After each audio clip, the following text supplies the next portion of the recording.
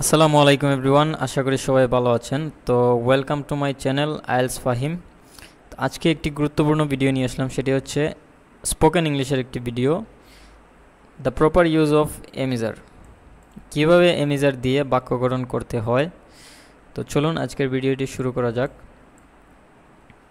প্রথমে দেখেন, আমি অলরেডি লিখে রাখছি এমিজার এর ব্যবহার। সংজ্ঞাটা আমরা একটু দেখি। এমিজার হলো টু বি ভার্বের রূপ। এমিজার হচ্ছে টু বি ভার্ব এর একটি রূপ।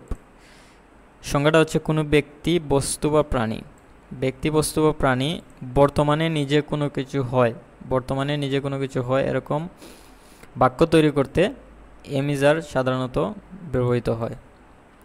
তো দেখেন, এমিজার এখানে রয়েছে তিনটা শব্দ। এম আমরা সাধারণত আই এর সাথে ইউজ করব। এটা হচ্ছে আইএলস স্পোকেন বা ইংলিশের নিয়মই হচ্ছে এটা। এম হচ্ছে আই এর সাথে ইউজ হয়। ইজ, হি, শি, ইট অথবা কোনো নাউন যদি হয় সেটি সিঙ্গুলার বা একবচন হতে হবে। আর ব্যবহৃত হয় উই, ইউ, দে, অথবা নাউন বা সাবজেক্ট যদি বহুবচন হয় তখন আমরা আর ইউজ করব। অ্যাফার্মেটিভ বা হাবোধক সেন্টেন্স মেকিংটা আমরা একটু দেখি। স্ট্রাকচার এখানে দেখেন, স্ট্রাকচারটা হচ্ছে সাবজেক্ট, প্রথমে আসবে সাবজেক্ট, তারপরে হচ্ছে এমিজার, সাবজেক্ট অনুযায়ী যে কোনো একটি আনতে হবে। দেন অ্যাডজেক্টিভ অ্যান্ড নাউন। অ্যাডজেক্টিভ মানে কি, আমরা জানি যে ব্যক্তি, বস্তু বা প্রাণীর দোষ, গুণ, সংখ্যা, পরিমাণ ইত্যাদি বোঝাতে অ্যাডজেক্টিভ আমরা ইউজ করি, এবং সেটা হচ্ছে নাউন। দেখেন, I M A happy student in this class. এই ক্লাসের মধ্যে আমি একজন খুশি ছাত্র। এখানে দেখেন, আই এর সাথে আমরা আনছি এম, দেন হচ্ছে happy student in the class, আমি এই ক্লাসে একজন খুশি ছাত্র। এখানে দেখেন, হ্যাপি হচ্ছে একটা অ্যাডজেক্টিভ অ্যান্ড স্টুডেন্টটা হচ্ছে নাউন। তারপরে দেখেন, he is a kind teacher at our school. আমাদের স্কুলের মধ্যে সে হচ্ছে একজন দয়ালু শিক্ষক। সে আমাদের স্কুলের একজন দয়ালু শিক্ষক। They are good players in the team. They are good players in the team. তো এগুলো হচ্ছে অ্যাফার্মেটিভ, কীভাবে আপনারা সেন্টেন্স মেকিং করবেন। তারপরে আমরা একটু দেখি নেগেটিভ। নেগেটিভের স্ট্রাকচারটা আমরা একটু দেখি। প্রথমে আসবে হচ্ছে সাবজেক্ট, তারপরে আসবে হচ্ছে এমিজার, তারপরে নট। নেগেটিভ করতে হলে আমরা জানি যে অক্সিলারি ভার্ব যেটা থাকবে, এই এমিজারকে সাধারণত অক্সিলারি ভার্ব বলা হয়। অক্সিলারি ভার্বের সাথে যদি আমরা নট যোগ করে নিই তাহলে এটা নেগেটিভ হয়ে যায়। তাহলে দেখেন, I am not a happy student in the class. আমি ক্লাসের মধ্যে খুশি ছাত্র নই। তাহলে আমরা এমিজারের সাথে দেখেন, এমিজারের সাথে আমরা নটটা অ্যাড করছি।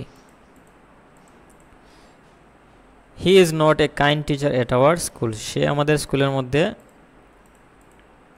দয়ালু শিক্ষক নয়। দেখেন, এখানে আমরা নট ইউজ করছি। তারপরে দেখেন, they are not good players in the team.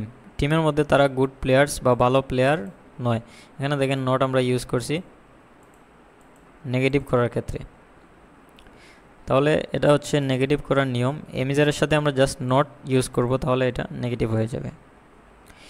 Finally দেখেন, ইন্টারোগেটিভ কীভাবে গঠন করব, ইন্টারোগেটিভ সেন্টেন্স আমরা কীভাবে গঠন করতে পারি। প্রথমে আমাদের স্ট্রাকচারটা হচ্ছে, প্রথমেই আমরা এমিজার সামনে নিয়ে আসবো, যেহেতু এটা হচ্ছে অক্সিলারি ভার্ব, এগুলো হচ্ছে অক্সিলারি ভার্ব। তো ইন্টারোগেটিভ করার সময় একটাই নিয়ম, সেটি হচ্ছে আমরা প্রথমেই অক্সিলারি ভার্বগুলো নিয়ে আসবো, তারপরে আমরা সাবজেক্ট আনবো, তারপরে অ্যাডজেক্টিভ, নাউন, এক্সটেনশন, বাকি অংশ যেটা আছে ওইটা।